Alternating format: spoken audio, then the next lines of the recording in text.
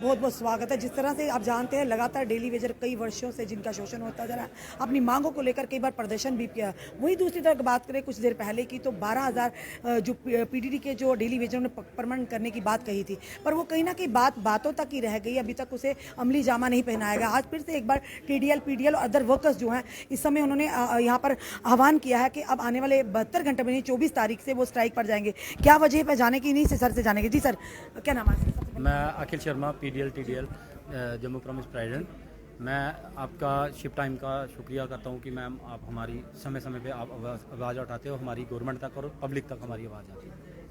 आज हमने प्रेस वार्ता की, क्या परेशानी आई? आज प्रेस वार्ता मैम आज हमने जो प्रेस वार्ता की है, हम 15 दिन पहले 5-6 दिन पहले हम एमडी साहब से मिले थे और हमारी एमडी साहब से बात हुई थी और एमडी साहब से हमने ये कंफर्म किया था कि जो आप कह रहे हो कि हर एक सब डिवीजन में 100 बंदा लगाया जाएगा, लाइनमैन लगाया जाएगा, तो एमडी साहब ने उस टाइम ही ट्वीट किया था कि ये रिज्यूमर है।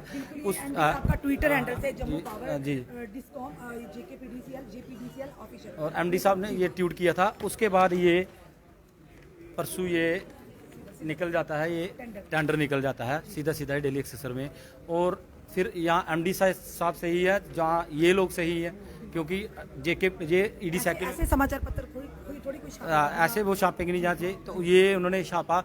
उसके बाद हमारे साथ एलजी साहब ने 2021 में एक रिटर्न कमांडमेंट हुई थी कि हम 12,000, उन्होंने ट्वीट किया था कि हम 12,000 लोग पीडीडी के हमने रेगुलर कर दिए, लेकिन आज तक वो 12,000 रेगुलर कहीं नहीं, बल्कि हमारे साथी धीरे धीरे मर रहे हैं पोल पे काम करते हुए। किसी की टांगे कट रही हैं, बाजू कट रही हैं, तो अभी तक परमानेंट कोई नहीं किया। रिप्रेजेंटेटिव जिन्होंने सारा एजुटेशन को उस समय लीड किया था और ये कुछ खबरी आई थी, मिठाइयाँ बांटी थी, डोर निगारे हुए थे, आज वो रिप्रेजेंटेटिव कहाँ है? क्या वो जवाब नहीं मांग रहे कि परमानेंट करना और किए जाने में बड़ा अंतर है? नहीं, आज भी वो हमारे साथ ही हैं, ऐसी कोई बात नहीं, लेकिन जिस तन लागे वही तन जाने। अब आज हमें लग रही है जैसे इन्होंने नए बंदे लगाना स्टार्ट कर दिए। जब ये नए बंदे लगाना, हर एक सब डिवीजन में 100 बंदा लगा देंगे, तो जो परमानेंट हमारे जो डेली वेजर भाई हैं, जो पिछले 10 साल 15 साल 20 साल से लगातार काम कर रहे हैं, वो कहाँ जाएंगे? जैसे जहाँ एक बंदे की जरूरत होगी वहाँ 4 बंदे लग जाएंगे, तो वो क्या करेगा? उसका फ्यूचर तबाह हो गया। अब ये 16 अगर उनको स्किल्ड में पे दे रहे हैं, तो क्या हम जो 9300 ले रहे हैं, हम पिछले 10 सालों से लगातार लड़ रहे हैं और हमें कोई कुछ नहीं दे रहा। हमें स्किल्ड, अगर हमें ही स्किल दी जाए, क्योंकि हम ही इसको काम कर रहे हैं। आज ये कॉन्ट्रैक्टर को और हमारा पीडीडी में 2021 में एक कमेंडमेंट हुई थी, जब जेके पीडीसीएल बना था तब एक कमेंडमेंट हुई थी, उसमें एसआरओ 109 उसमें लिखा था, चाहे इंजीनियर हो चाहे जेई हो, मतलब पीडीडी के जितने भी लोग होंगे है जो डेपुटेशन पे हैं, और तब तक कारपोरेशन कोई बंदा नहीं लगा सकती जब तक वो डेली वेजर जो 12,000 है उनको रेगुलर नहीं किया जाएगा। पर विभाग ने इसका खंडन किया है कि हम उन्हें परमानेंट नहीं करके बल्कि एक कंपनी के माध्यम से कॉन्ट्रैक्ट देंगे, वो आगे उनको हायर करेगी।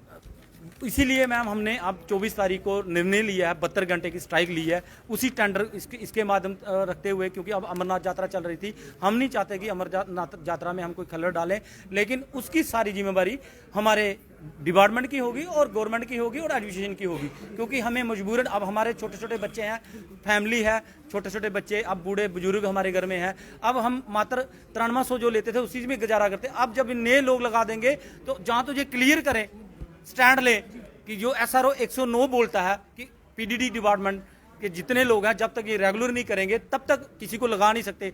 दूसरी साइड उस एसआरओ का भी खंडन कर रहे हैं, और ये टेंडर भी हो गया। जहां तो हम ऐसे बोल रहे हैं, ये सामने दिख रहा है, ये टेंडर भी हो गया। अब एक डिवीजन से हुआ, धीरे धीरे हमारे 23 डिवीजन है, 23 डिवीजनों में जब ये टेंडर होगा, तो जो लोग लगे हुए हैं जम्मू प्रॉमिस में 5,000 लोग हैं, तो वो उनका क्या होगा?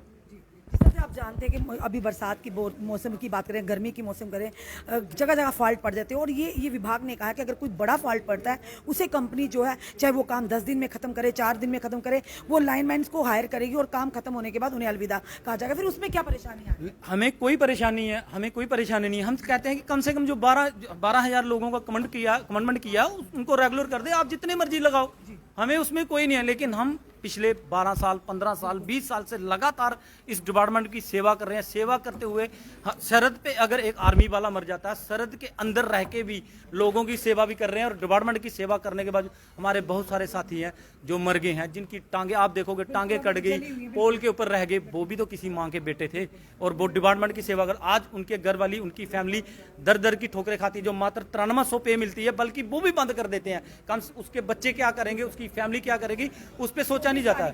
72 घंटे की स्ट्राइक 24 तारीख से हम 72 घंटे की स्ट्राइक पे जा रहे हैं। उसकी सारी काम छोड़ होगा या कहीं फॉल्ट होगा, वो आप ठीक करोगे या नहीं, कोई कुछ ऐसा? हम काम छोड़, हम 72 घंटे की जो हमारी स्ट्राइक है, हम काम छोड़ हड़ताल कर रहे हैं। जहां फॉल्ट आएगा, जहां कुछ भी होगा, वो हमारे लोग काम नहीं करेंगे। उसकी सारी जिम्मेवारी डिपार्टमेंट की होगी और एजुकेशन की होगी। साफ तौर पर आपने देखा कि पीडीएल और टीडीएल के आज जो वर्कर्स हैं, अदर वर्कर्स, उन्होंने आज यहाँ पर प्रेस वार्ता की और साथ ही साथ आह्वान किया कि 24 जुलाई से ये 72 घंटे की स्ट्राइक पर जा रहे हैं। क्योंकि जहाँ पर एक तरफ बात की गई थी, डोल निगारे बजाए गए थे कि 12,000 डेली वेजर्स को पक्का कर दिया गया और साथ ही ये जो आह्वान किया गया था, ये एलजी महोदय की तरफ से किया गया था।